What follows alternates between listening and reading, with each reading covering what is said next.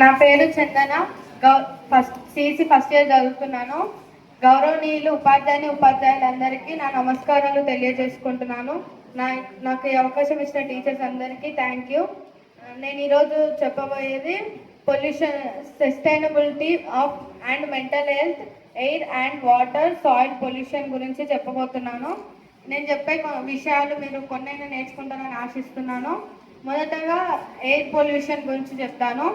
మన భారతదేశంలో 146.39 కోట్ల జనం మన భారతదేశంలో నివసిస్తున్నారు. అందులో అంతమంది మన భారతదేశంలో ఉంటున్నారు. అందులో రోజుకి 92 మంది కేవలం ఎయిర్ పొల్యూషన్కే చనిపోతున్నారు. అంటే మనం ఎయిర్ పొల్యూషన్ ఎంత చేయకూడదు అనేది ఇప్పుడు మనం నేర్చుకోవాలి. ఎయిర్ పొల్యూషన్ చేయడం అంటే మన ప్రాణాల మీదకి మనమే తెచ్చుకోవడం వంటిదే.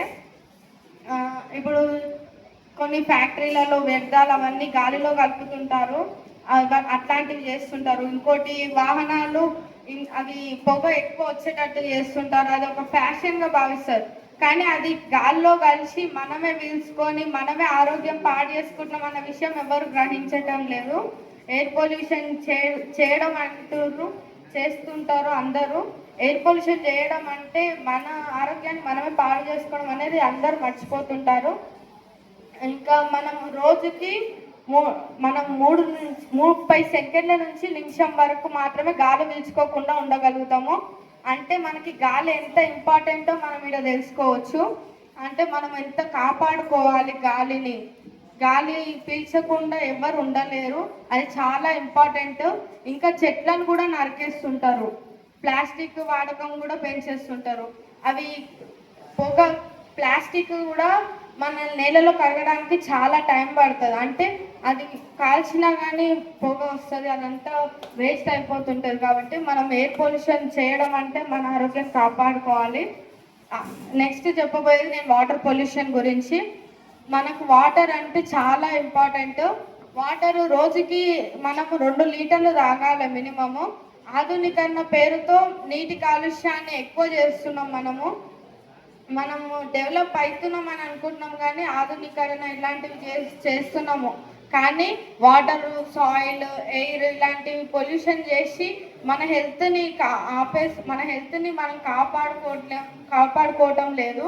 వాటర్ పొల్యూషన్ గురించి చెప్పాలంటే మనము రోజుకి 2.5 లీటర్ నీళ్ళు తాగాలి.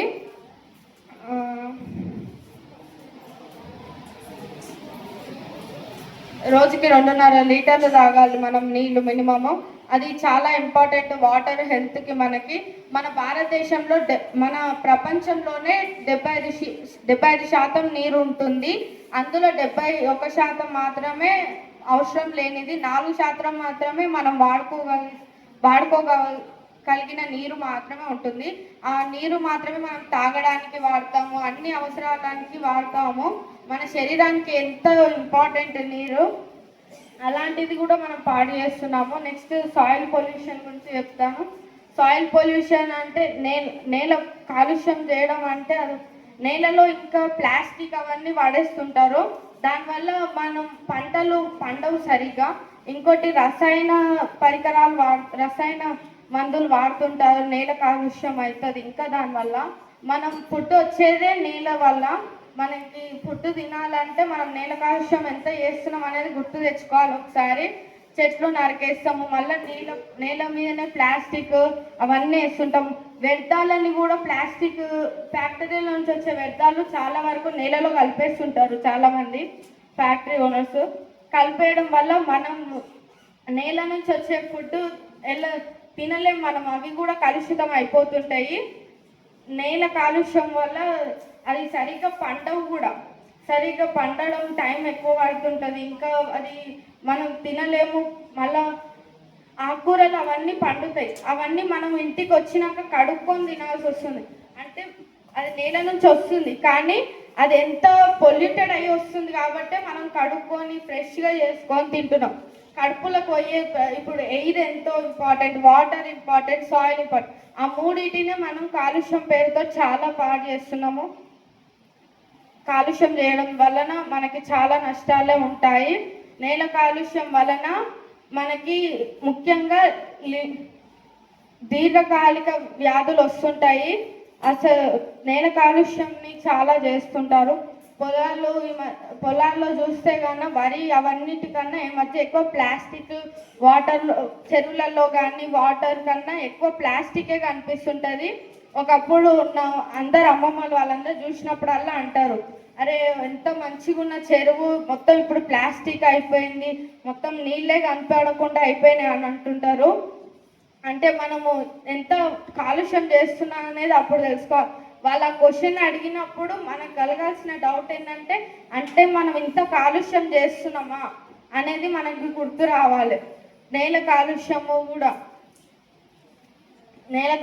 కూడా పొలాలలో చూస్తే కన్నా బాగానే ఉంటుంది, కానీ ఖాళీ నీళ్ళల్లో చూస్తే కన్నా పంట పండించిన నీళ్ళల్లో గడ్డి కన్నా ఎక్కువ ప్లాస్టిక్ కనిపిస్తుంటుంది. అక్కడంతా వెళ్తారు, తిరుగుతారు, మొత్తం ఆ ప్లాస్టిక్ వాటర్ బాటిల్స్ అవన్నీ వేస్తుంటారు. ముఖ్యంగా మనం బాగుండాలంటే మన పరిసరాలు బాగుండాలి. మన పరిసరాలు అంటే వాతావరణం, చెట్లు, గాలి, జీవులు అన్నీ బాగుండాలి. అప్పుడే మనం బాగుండగలుగుతాము. నాకు ఈ అవకాశం ఇచ్చిన వాళ్ళందరికీ థ్యాంక్ యూ.